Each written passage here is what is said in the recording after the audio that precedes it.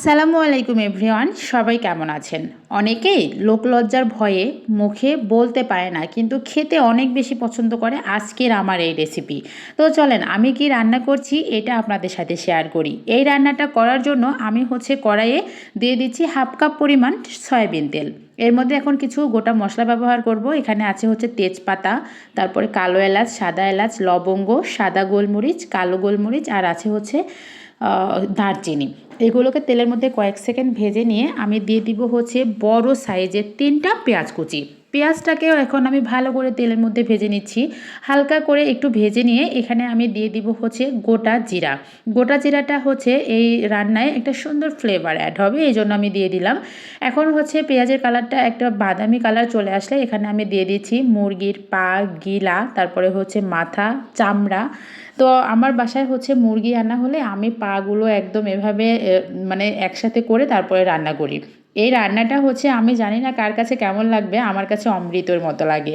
এখন আমি 1 থেকে 2 মিনিটের মতো ভেজে নিয়ে এখানে কিছু মশলা অ্যাড করে দিচ্ছি। এখানে স্বাদমতো লবণ, 2 চামচ মরিচের গুঁড়া, হাফ চামচ হলুদ গুঁড়া। আমি মরিচের গুঁড়োটা একটু বেশি দিয়েছি, আপনারা আপনাদের পরিমাণ মতো ব্যবহার করবেন। এখন এগুলোকে ভালোভাবে একটু নেড়েচেড়ে মিশিয়ে নিচ্ছি।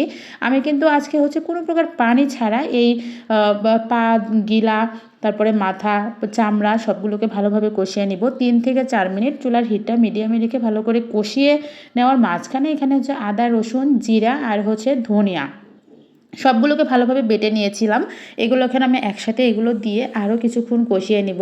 6 থেকে 7 মিনিটের মতো কষিয়ে নিয়ে এখানে আমি দিয়ে দিচ্ছি কলিজা। আমি কিন্তু কলিজাটা একটু পরে দিয়ে দিলাম, আগে দিলে কিন্তু কলিজাটা ভেঙে একদম মিশে যেত। এর কারণে আমি একটু পরে দিয়ে আরও 2 মিনিটের মতো কষিয়ে নিয়ে এখন আমি কিন্তু এখানে ঝোলের জন্য পানি অ্যাড করে দিব। আজকে আমি এগুলো কিন্তু পানি ছাড়াই খুব ভালোভাবে কষিয়ে নিয়েছি।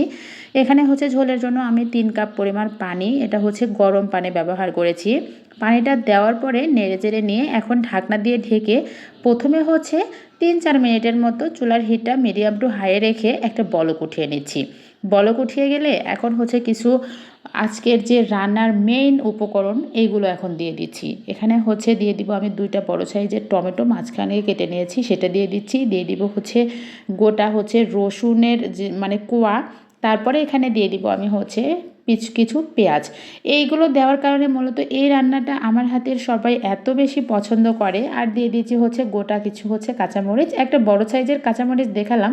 যে রান্না বা যারা আপনারা পছন্দ করেন না, এটা তাদের জন্য সমবেদনা।